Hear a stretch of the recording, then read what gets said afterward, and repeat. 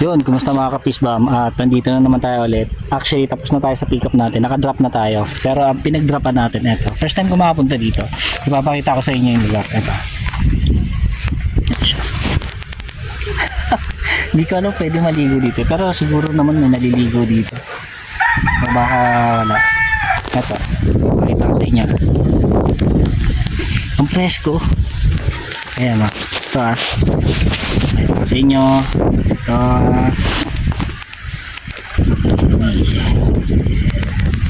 Ayan. Di ba ang ganda?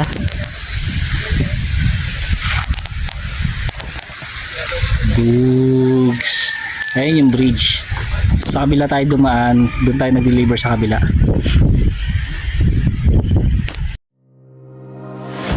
Woke up with the fire inside, a spark that won't hide, won't subside. Feet on the ground. Ang ganda, 'di ba? Nakaka-relax na kahit medyo malayo yung biyahe mo.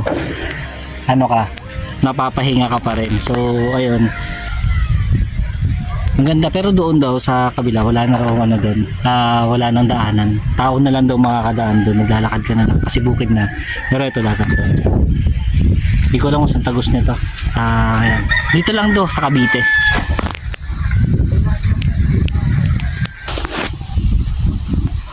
Mga ka-fishbomb, at nandito tayo sa drop off natin. Naka-pick up tayo sa Gentry. Ngayon, eto, pangalawang beses ko nakapunta dito. So, etong Sitio Balobo. Dito to sa Cavite pa rin. Ayan. So, bago ka makarating dito, madadaanan mo yung Kabulusan. Pero nadaanan ko na yung kabila, yung Mount Masawi yata yun. Nakalimutan ko na basta papunta Maragondon din yun. Nagaling naman ako ng saan ba ako galing nun? Galing naman ako Indang nun. So ayun, so napuntahan ko na sila dito. Ang ganda dito kasi tahimik, tapos malamig. Nakapag-deliver ako yung pinakauna ko dito hapon. Lamig nun.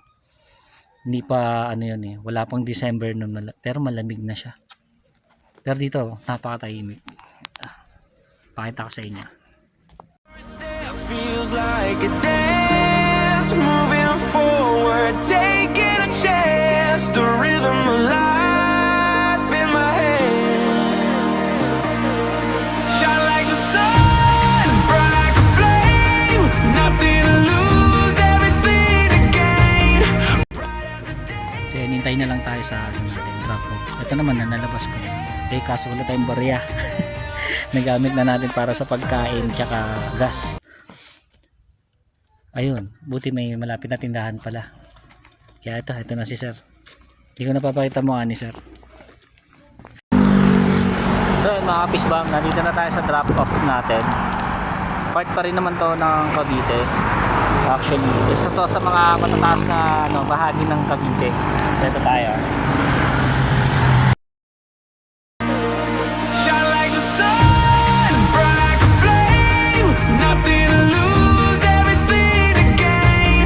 Bright as a day, loud as a drum, here I am. Shine like the sun, shine like the sun. Halaman naman ito. Halaman. Pakita ko yung lugar sa inyo. Ang ganda na ito.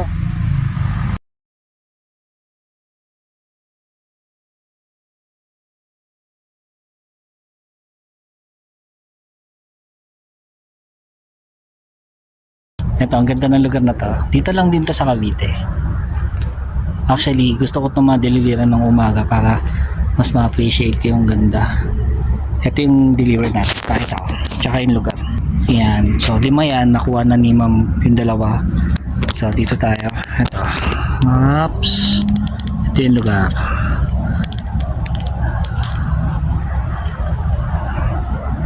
Ang dilim na kasi yung ibang ano eh. Ayan o. Ayan, para makita na yung ilaw. Ayan o. Ganda, diba? Pakalawak. So yun, ang ganda ng lugar na to. Tsaka ang lamig. Ano oras pala? Alas 6 pa lang, ang lamig eh. May ginawa ko. Pumapasok sa hood ko yung lamig.